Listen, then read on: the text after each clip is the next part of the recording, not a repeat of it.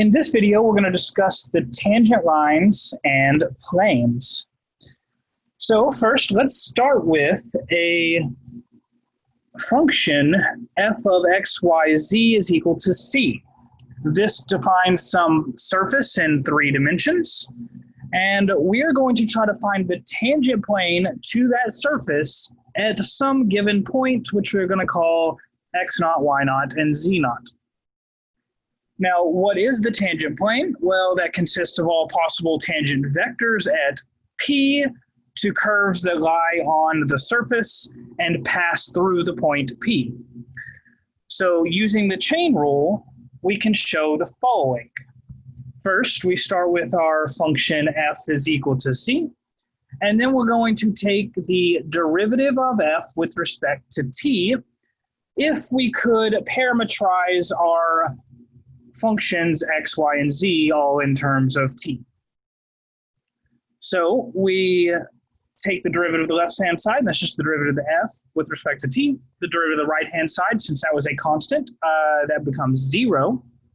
And the derivative of the left-hand side by the chain rule becomes the partial of f with respect to x times dx dt, plus the partial of f with respect to y times dy dt, plus the partial of f with respect to z times dz dt.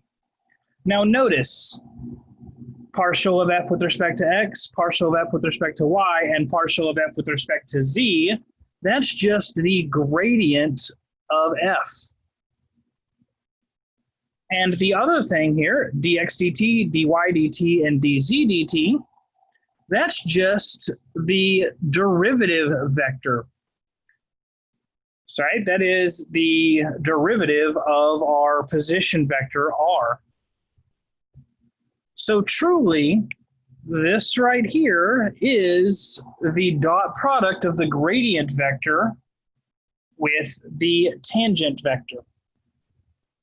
So what does that tell us? If this dot product is 0, it tells us that these two things are orthogonal.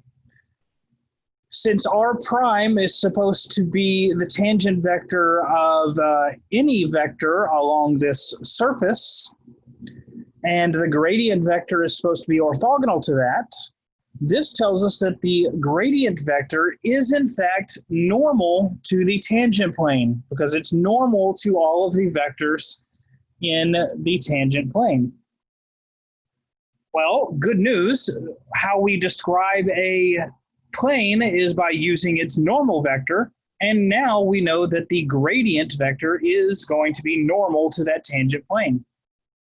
So we can use the gradient vector to find or to state an equation for our tangent plane. And that is written here. F of x, f sub x, so the partial of f with respect to x evaluated at x naught, y naught, z naught. We multiply that by x minus x naught.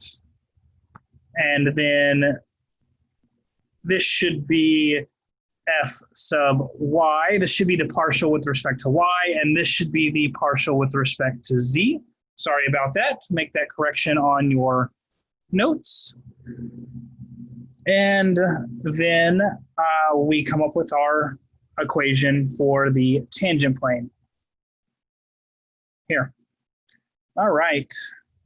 Similarly, if we have just an equation of 2 variables is equal to 0, we can come up with the equation for the tangent line as this. Really, we're using the tangent plane, but since we don't have a z value anywhere in here, then that tangent plane, the equation for the tangent plane, we just assume z is 0 everywhere there.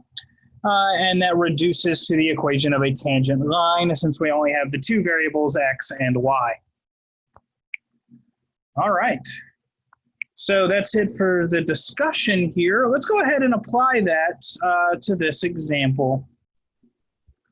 So the first thing you will want to do is to rewrite everything with the x, y's, and z's to one side and make it equal to a constant. So we get x to the 4th plus y to the 4th plus z to the fourth is minus 3x squared y squared z squared is equal to 0.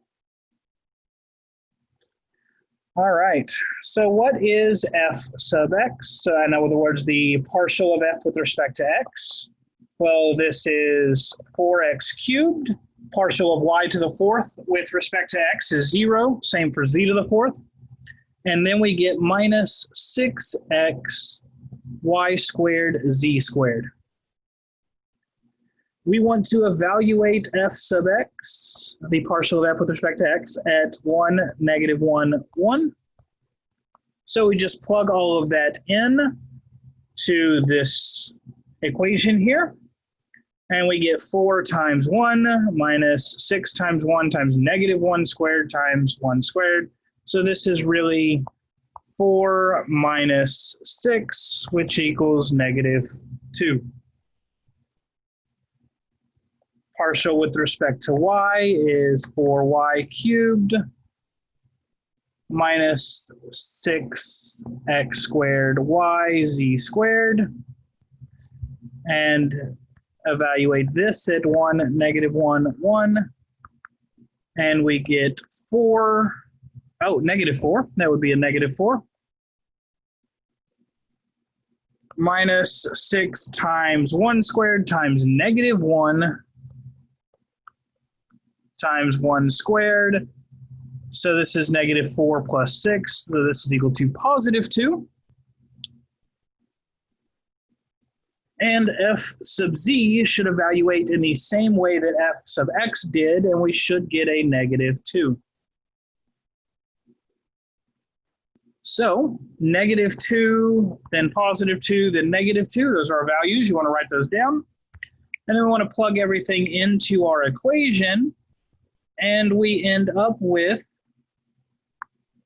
-2 times x minus x naught, which is 1, plus 2 times y minus y naught, which is now a +1 because it's minus a -1, minus 2 times z minus 1 is all equal to 0, which should be exactly what we have written down here. All right, and that will end this first video. The second video, we'll go over 2 more examples.